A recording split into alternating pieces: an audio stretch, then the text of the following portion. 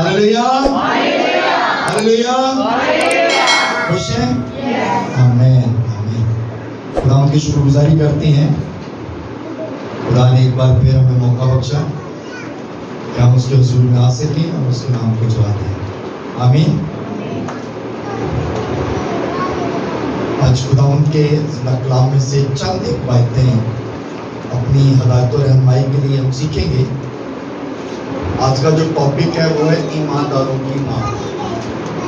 क्या टॉपिक है? ईमानदारों की माँ। आपको पता है कौन है ईमानदारों की माँ? कौन है? आज इस बारे में सीखेंगे। Mother of honest people. आज ईमानदारों की माँ के बारे में सीखेंगे। खुदा का कलाम हमें क्या सिखाता है। आइए मेरे साथ निकालिएगा पैदाइश की किताब, उसका 23वां और उसकी पहली 6 आयत खुदा में से देखेंगे। पैदाइश की किताब उसका 23वां और उसकी पहली 6 आयत। ये जिसे निकालेंगे आमीन। पढ़ने में रहनुमाई कीजिएगा। खुदा के धन्य बख्श पाक कलाम में से पढ़ेंगे। इसमें यूँ लिखा है, और सारा की उम्र 127 वर्ष की हुई। सारा की जिंदगी के इतने ही साल थे। और सारा ने करेत अरबा में वफात पाई, ये केनान में है, और हबरून भी कहलाता है। और इब्राहिम सारा के लिए मातम और नोहा करने को वहाँ गया। फिर इब्राहिम मीत के पास से उठकर बनी हित से बातें करने लगा और कहा कि मैं तुम्हारे दरमियान परदेसी और गरीबुल-तीन हूँ। तुम अपने यहाँ गोरिस्तान के लिए कोई मलकियत मुझे दो, ताकि मैं अपने मुर्दा को आँख के सामने से हटाकर दफन कर दूँ। तब बनी हित ने इब्राहिम को जवाब दिया कि ऐ खुदावंद हमारी सुन, तू हमारे दरमियान ज़बरदस्त सरदार है। हमारी कब्रों में जो सबसे अच्छी हो उसमें तू अपने मुर्दा को दफन कर।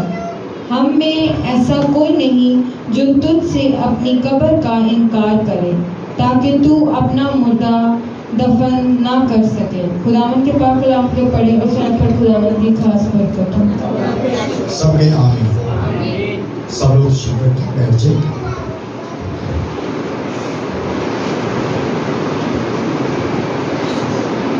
इससे पहले कि हम खुदा के कलाम की तरफ गौर करें, जो टॉपिक है उसको सीखें, एक बात बड़ी आम लोग करते हैं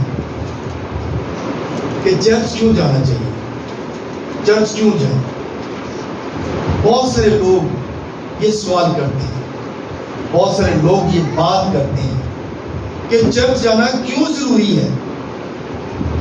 चर्च में क्या ऐसी बात है कि हम चर्च जाएं और हमें बरकत मिलेगी। बहुत सारे लोग ये सवाल करते हैं। किसी आलम आदमी ने ये बात किसी शख्स को सिखाई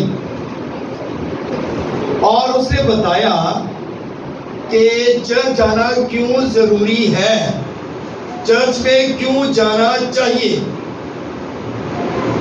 वो अपने घर उस शख्स को लेके गया जो खुदा का बंदा था। वो उसको लेके गया और उसने घर में लकड़ियां जला रखी थी, और लकड़ियां जब जलाई हुई थी तो उसने उसको कहा कि एक लकड़ी उठा के ना साइड पे कर दी। और वो फिर बातें करने लग पड़े, अपनी बातों में लग गए, अपनी बातें करते रहे। और काफी टाइम गुजर गया। जब टाइम गुजर गया तो जो लकड़ी अलग की थी, पहले वो बड़ी जल रही थी और उसके बाद वो लकड़ी बुझना शुरू हुई।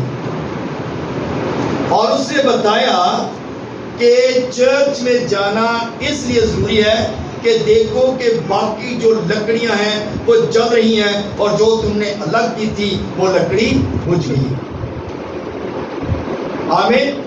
इसी तरह جب ہم چرچ میں آتے ہیں، جب خدا کے گھر میں آتے ہیں، جب خدا کی حضوری میں آتے ہیں، تو جب ہم مل کر دعا کرتے ہیں، ایک دوسرے کا ہاتھ تھام کے ہم جب دعا کرتے ہیں، تو جو پاک روح دوسروں کے اندر ہوتی ہے، اور وہی پاک روح ایک سے دوسرے اور دوسرے سے تیسرے، اور پھر اسی طرح ہم سب کے اندر پاک روح کام کرتا ہے، اور ہم خدا کی حضوری میں رہتے ہیں اور خدا کی حضوری سے برکت پاتے ہیں، اور ہم کوئلوں کی طرح جلتے رہتے ہیں، ان لکڑیوں کی طرح جلتے رہتے ہیں، پھر بجھتے نہیں۔ اگر ہم خدا کے گھر سے الگ ہو جاتے ہیں تو پھر ہم بجھنا شروع ہو جاتے ہیں، پھر ہمارے اندر خدا کی محبتیں نہیں رہتی۔ لیٹ آنا، دیر سے آنا، یہ کوئی خدمت نہیں ہے، کوئی عبادت نہیں ہے۔ اس کو کون کہتا ہے کہ عبادت ہے؟ اس کو آپ کہہ سکتے ہیں کہ یہ عبادت ہے؟ ہم بڑے خدا کے وفادار ہیں۔ آج جو بات کرنے جا رہا ہوں، آج یہی بات ہے کہ سارا جو ہے وہ ایمانداروں کی ماں ہے، آمین۔ اور یہ جو عورت ہے، یہ جو خدا کی بندی ہے، واحد یہی ایک عورت ہے جس کی عمر، جب وہ اس کی ڈیتھ ہوئی، جب وہ مری، تو بائبل مقدس کے اندر صرف اسی کی عمر لکھی گئی ہے کہ 127 سال وہ زندہ رہی، اور اس کے بعد اس نے وفات پائی۔ باقی اتنی عورتیں ہیں، اتنی عورتوں کے نام ہیں، کسی کا نام جو وہ مینشن نہیں کیا گیا کہ اس نے اتنی عمر پائی۔ صرف واحد سارا ہے جس کی عمر جو ہے وہ بائبل مقدس میں لکھی گئی ہے۔ آپ پوری بائبل پڑھ لیں، کسی عورت کا ذکر نہیں ہے۔ اور اس عورت کی خاصیت کیا تھی؟ اس عورت کی جو ہے بات کیا تھی؟ یہ اپنے شوہر کی تابعت دار، فرما بردار تھی۔ اس عورت نے کبھی اپنے مرد کو انکار نہیں کیا تھا۔ جب بھی اس نے کوئی کام کہا تو وہ فوراً اپنے شوہر کی بات کو مانتی تھی اور اس کے ہر کام کو کرتی تھی۔ ہلیلویا۔ آج کی عورتیں جو ہیں زیادہ پڑھ جائے نا، تھوڑی سی اپنے شوہر سے پڑھی ہو زیادہ، تو وہ اپنے شوہر کو کہتی تو کیا ہے، میں تجھ سے زیادہ ایجوکیٹ ہوں، میں تجھ سے زیادہ پڑھی لکھی ہوں، میں تجھ سے زیادہ علم رکھتی ہوں، تو اپنے مرد کو ڈیگریڈ کرتی ہے۔ تو میرے عزیزو، یہاں پر جو بات بتائی گئی ہے، کیونکہ کلام میں بتایا گیا کہ جب خدا نے آدم کو بنایا تو اس کے بعد اس نے کہا کہ آدم کا اکیلا رہنا اچھا نہیں، میں اس کے لیے کیا کروں گا؟ مددگار بناؤں گا۔ ہلیلویا۔ اس نے کیا کہا؟ میں اس کے لیے مددگار بناؤں گا، یعنی کہ عورت جو ہے وہ مرد کی سپورٹینیٹر ہے، وہ مرد کی مددگار ہے۔ جس طرح بادشاہ جو ہوتا ہے نا، بادشاہ اتنا عقل مند شاید نہ ہو جتنا اس کا وزیر جو ہے وہ عقل مند ہوتا ہے۔ بادشاہ اکثر وزیر کو کہتا ہے کیا یہ کام ٹھیک ہے، کیونکہ وہ اس کا کیا ہے؟ مددگار ہے۔ وزیر جو ہے وہ عقل مند ہے، اور جو عورت ہے وہ وزارت کا کام کرتی ہے، وہ بادشاہ کو سپورٹ کرتی ہے۔ آمین۔ وہ مرد کو، اپنے مرد کو سپورٹ کرتی ہے۔ بے شک مرد جو ہے وہ عورت کے بغیر کامیاب نہیں ہے، لیکن ہم اکثر محاورہ سنتے ہیں کہ ہر مرد کی کامیابی کے پیچھے کسی نہ کسی عورت کا ہاتھ ہوتا ہے۔ وہ ہاتھ اس لیے ہے کیونکہ وہ اس کی سپورٹ ہے۔ مرد کی سپورٹ جو ہے وہ عورت ہے، اور عورت سپورٹ کرتی ہے، چاہے ماں کی صورت میں ہو، چاہے بہن کی صورت میں ہو، چاہے بیوی کی صورت میں ہو، کسی بھی صورت میں ہو، اس کی سپورٹ جو ہے وہ ایک عورت کرتی ہے۔ آمین۔ اور یہاں پر جو بات ہم سیکھ رہے ہیں نا، ایمانداروں کی ماں جو ہے وہ سارا ہے۔ آمین۔ اور ابراہم کو وہ اتنا سپورٹ کرتی ہے کہ اس کی ہر طرح سے جو بھی اس کی ضرورت ہوتی ہے اس کو پورا کرتی ہے۔ جب فرشتے آئے ابراہم کے گھر میں تو کھانے کے لیے کہا گیا، تو اس نے فوراً کھانا تیار کیا۔ اس نے یہ نہیں کہا کہ میں کھانا نہیں تیار کروں گی، اور اس نے اب پتہ نہیں کیا ٹائم تھا، دوپہر کا ٹائم تھا یا کیا کتنا ٹائم تھا، اس وقت لوگ لکڑیاں جلا کر کھانا بناتے تھے، آج تو لوگوں کو بڑی سہولت ہے گیس کی، لیکن پھر بھی جو ہے لوگ اس کام کو کرنے سے عورتیں جو ہے وہ کتراتی ہیں.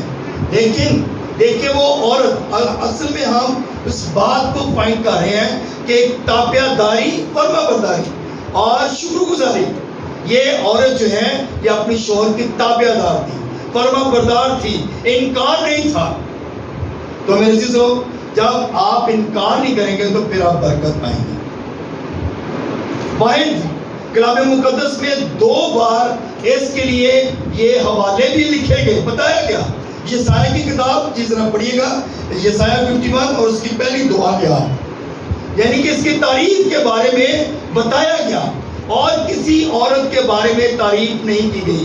واحد صرف سارہ ہے جس کے بارے یہ بات بتائی گئی، یسایہ 51 اور اس کی پہلی 2 آیات. جس طرح پڑھیے گا. اس میں یہ لکھا ہے، اے لوگوں جو صداقت کی پیروی کرتے ہو اور خداوند کے جو یان ہو، میری سنو.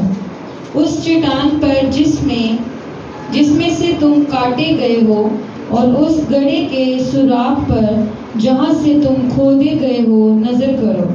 اپنے باپ ابراہیم پر اور سارہ پر جس سے تم پیدا ہوئے نگاہ کرو، کہ جب میں نے اسے بلایا وہ اکیلا تھا، پر میں نے اس کو برکت دی اور اس کو کثرت بخشی. آمین. اس کو میں نے بلایا اور اس کو میں نے کیا دی؟ برکت دی، کثرت کی برکت بخشی. یعنی کہ خدا نے ابراہیم کو کثرت کی برکت بخشی، اور ابراہیم اکیلا نہیں تھا، اس کے ساتھ سارہ تھی. آمین. تو میرے عزیزو دیکھیں، خدا نے جب ابراہیم کو بلایا تو اس کے ساتھ سارہ کو بھی بلایا، برکت دی. اور خدا جو ہے وہ کبھی بھی اپنے لوگوں کو اکیلا نہیں چھوڑتا. جس طرح پہلا پترس پڑھ لیجیے گا، اس کا 3 باب اور اس کی 3 آیت سے لے کے 6 تک. پہلا پترس 3 باب 3 آیت سے 6 آیت تک.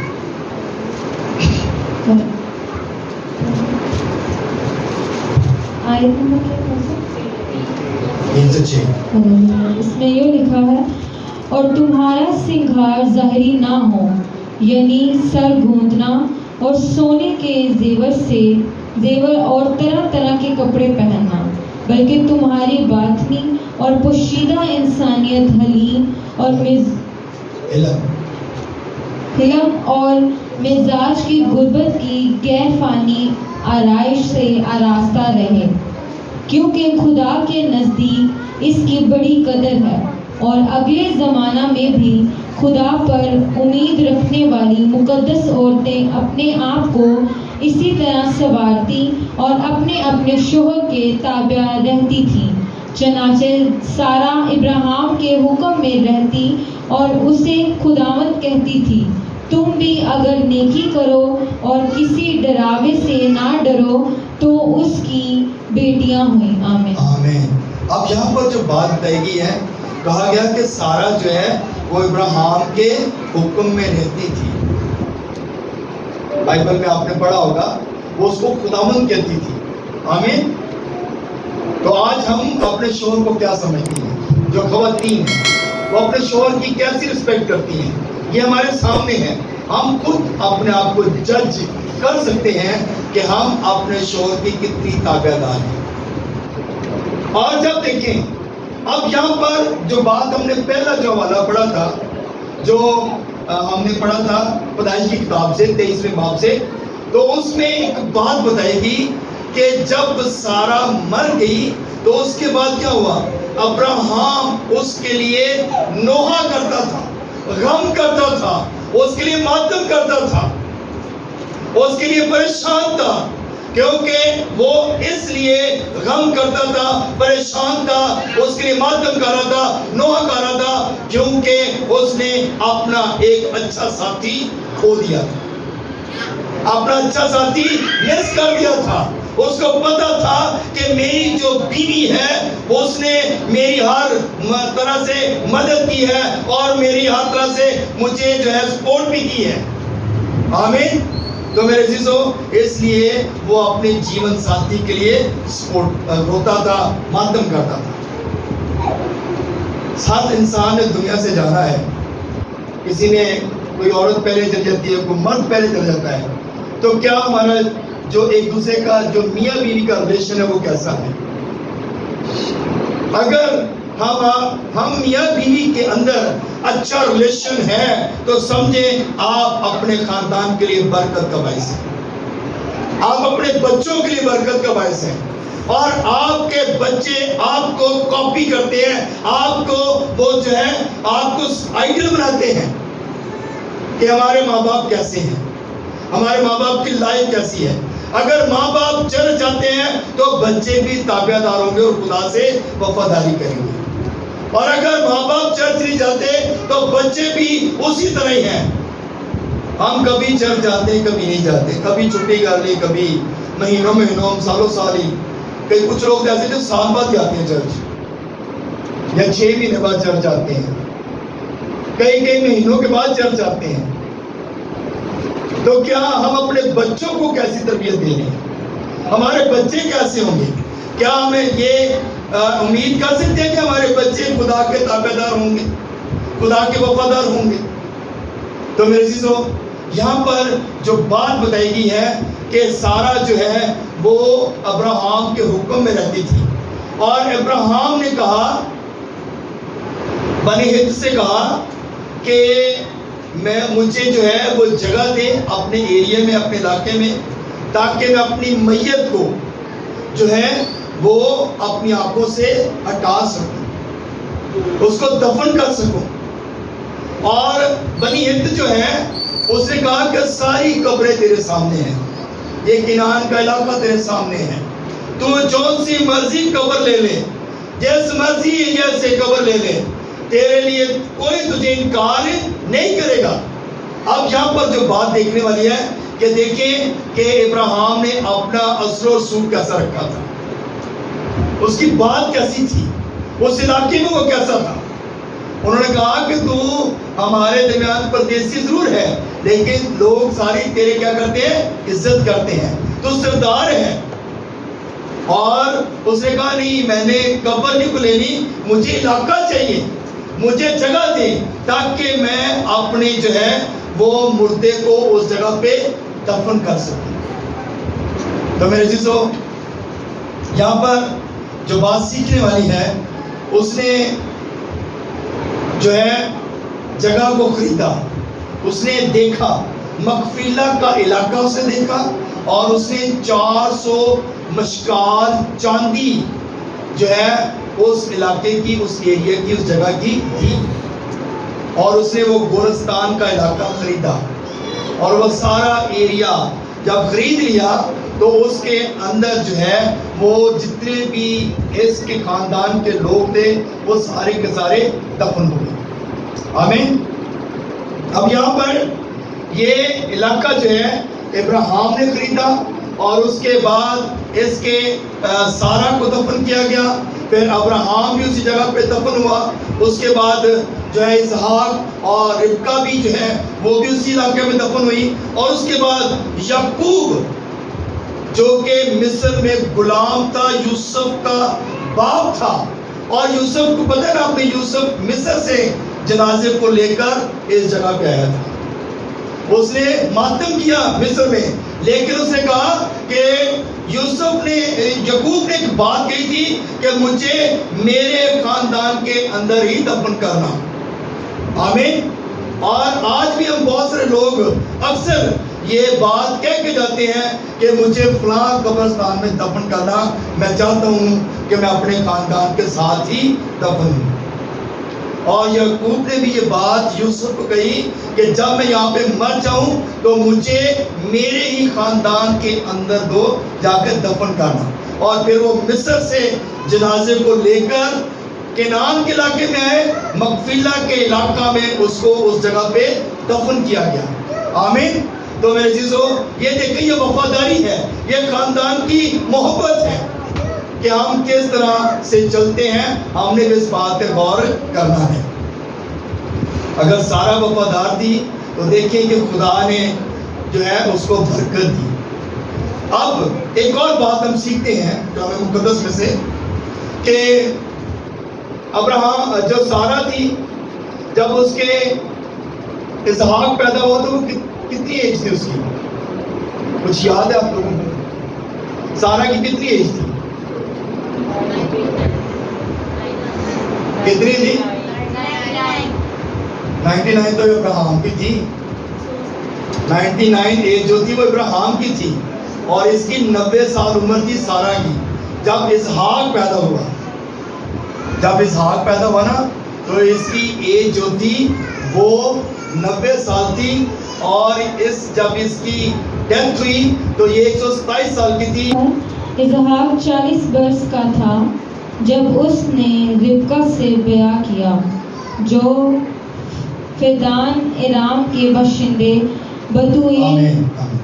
بات صرف یہ ہے اسحاق کی ایج کیا تھی 40 برس جب اس کی ربکہ سے شادی ہوئی. سال بعد جو ہے اسحاق کی شادی ہوئی ربکہ سے اور جو اسحاق تھا اس کی ایج اس وقت 40 سال تھی, 40 سال کا تھا جب اسحاق کی شادی ربکہ سے ہوئی. آمین.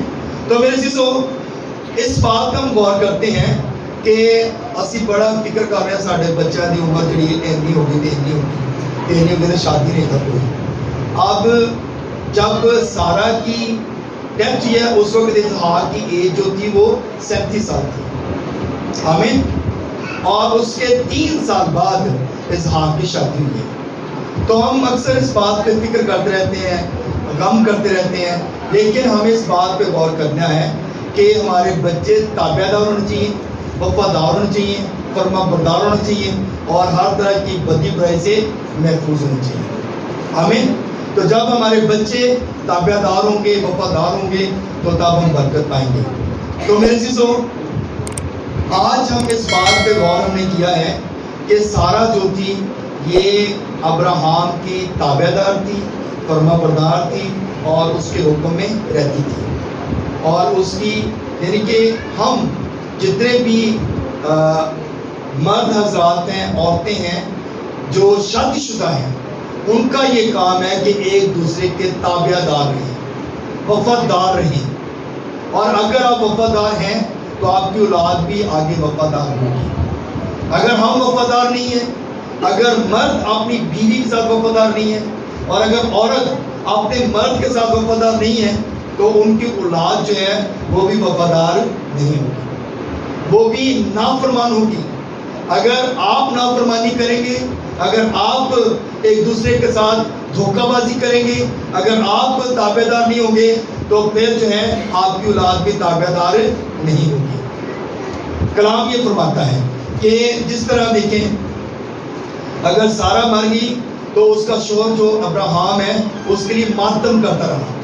کیا تھا کہ اس کے ساتھ اس کو لگاؤ تھا, محبت تھی, پیار تھا اس کے ساتھ, اور اس لیے وہ اس کے لیے روتا ہے, ماتم کرتا ہے, اس کے لیے غم کرتا ہے.